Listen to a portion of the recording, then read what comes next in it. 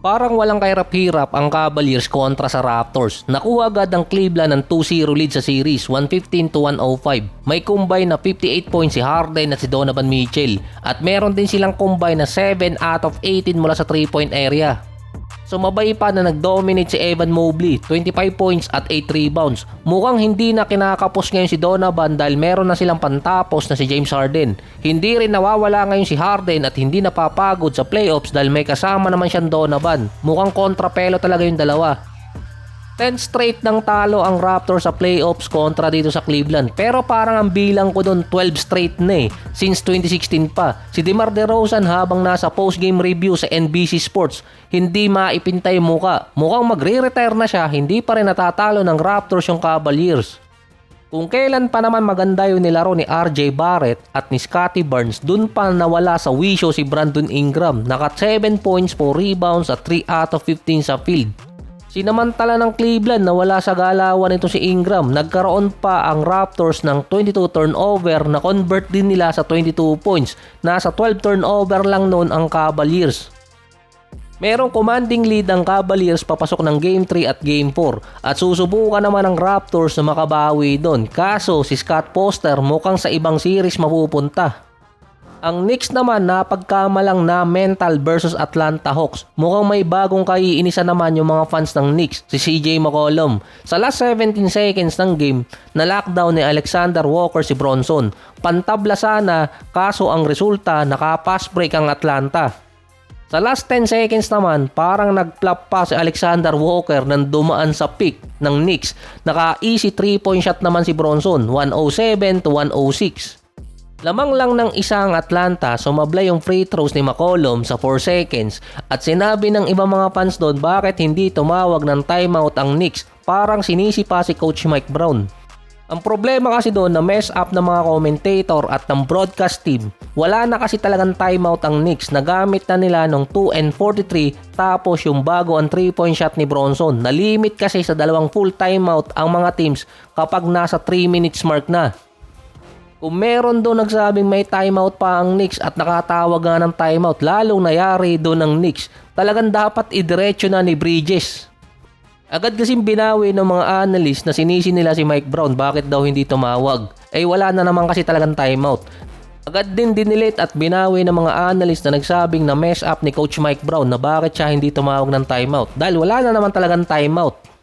Na-split ng Atlanta yung series, pupunta sa kanilang home court. Nasa kanila pa ang advantage. Si Kuminga, bumawi, 19 points, 2 rebounds, 2 assists. Sorry, nagbabakels, may trabaho pa Parang nawala din yung kaba ni Kuminga ngayon.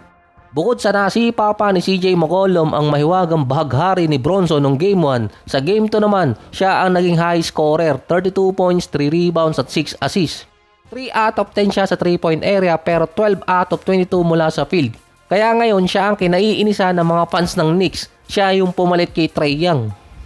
Si Bronson naman 29 points at 7 assists. Mostly sa last quarter nagkaroon ng error ang Knicks. Nakalamang na sila ng nasa 7 nung 7 minutes mark.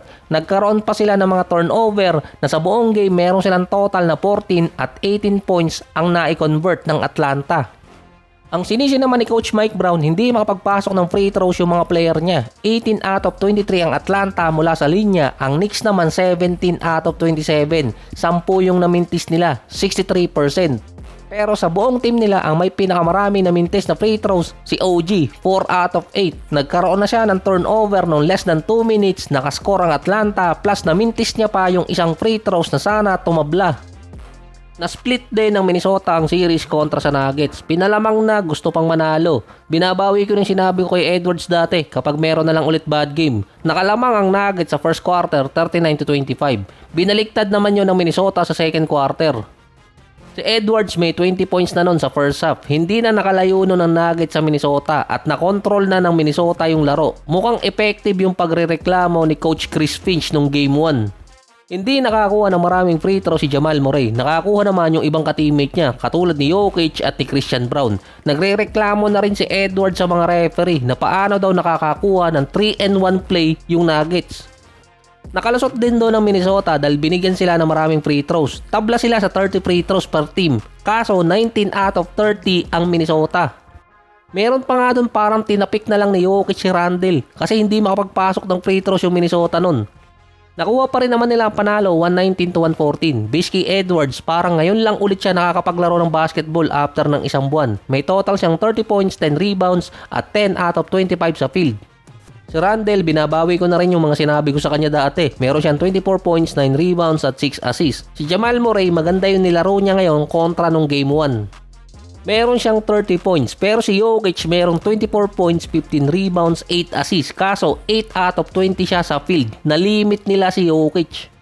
Dahil kapag napagsabay si Jokic at si Jamal Murray na nasa at least 48% shooting mula sa field, mataas yung chance na manalo ng Nuggets. Kaso nalimit lang si Jokic sa 40%. Nasa Minnesota ngayon ang momentum at advantage dahil 2 game gaganapin sa home court nila. Lalo na sinabi ni Edwards na parang ngayon pa lang siya nakakabalik kahit pa may reported injury.